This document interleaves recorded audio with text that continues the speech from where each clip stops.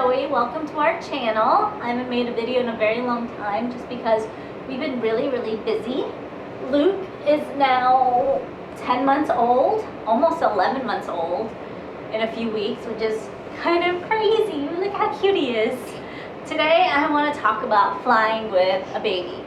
When I was pregnant, that was one of the things that I Googled and YouTubed the most. Luke and I have gone on 2 flights together. One was when he was about 3 months old, and the other was when he was about 6 months old. And I want to talk to you about both of those experiences. Traveling with a baby, the younger they are, the easier it is. Tantrum! Tantrum! This is a tantrum. This is a baby tantrum. So traveling with a younger infant is a lot easier because all they do is sleep in your arms.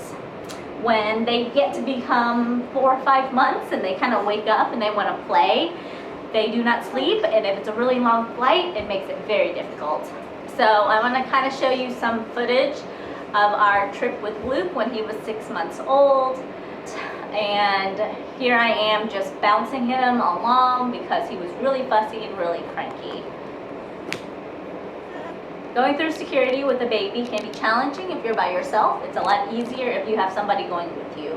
When you're traveling by yourself, the stroller has to be folded down so it can go through the x-ray machine. Or if you can't get it folded down, or if your stroller doesn't fit through the x-ray machine, then you can just give it to a TSA agent and they will have to just manually walk it through and check it for you. TSA agents are super nice when you're traveling by yourself because they will do everything they can to help you, especially if you have a baby. If you have your husband or your partner, it makes traveling so much easier because you can give the hard job to him and you can just take care of the baby and that's it. On the airport during landing and taking, you cannot have your carrier on with your seatbelt, which I thought was really dumb. Our baby was sleeping in the carrier and the flight attendant made me take him out, which of course woke him up, which meant that he was awake the rest of the flight, and it was about a 4-hour flight.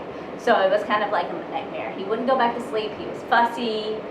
Everyone recommends that you nurse your baby as the plane is going up and as the plane is going down so that it helps with the baby's ear pressure. So they're not as cranky when their ears pop and it doesn't hurt them as much. If you don't nurse, you can give them a pacifier or maybe even a bottle, and that helps a lot. Nursing on a plane is not that hard. I have a little cover that I use and I kind of just go underneath it with the baby and let him nurse. You need to bring lots of toys to entertain your baby, especially if he doesn't want to sleep. Sleeping would be the best option if you can get your baby to sleep the entire time. It makes everything so much easier. So in all the flights that I went on, when I changed the baby's diaper, all the flight attendants looked at me like I was carrying hazardous waste. Everybody gave me a trash bag to take to put the diaper in, and they did not want me to throw away my diaper in the trash can in the bathroom, but I had to give it to them, but then they didn't want to touch it, so they pointed at a trash can, and then I put my diaper that was in a trash can in another trash can, which seemed like a huge waste, but whatever. Here is a scene of the changing pad. All aircrafts have a changing pad in one of the bathrooms. You just have to locate where it was. Sometimes the bathroom with the diaper changing table was in the back of the plane. That was most cases, but occasionally it'll be in the front of the plane and you'll have to stand a couple of rows back from the front because they don't want you to congregate near where the pilot is. So you'll just kind of have to wait in the aisle. I don't really recommend flying with a baby that's older than 4 or 5 months old unless you really have to or unless your flight is really short. For a longer flight, you have to constantly entertain your baby. Your baby will be fussy, he'll be crying, he'll want to kick, he'll want to like touch everything. And for me, I was just like sanitizing everything I could that he was touching. And it was just really difficult. I nursed him a ton to try to get him to calm down, to get him to go to sleep. But by the time the flight was done, we were so tired. And both my husband and I were like, we are going to drive next time. We're going to drive 2,000 miles to California because this was a nightmare. It's doable. Flying with a baby is doable. It's just a lot harder.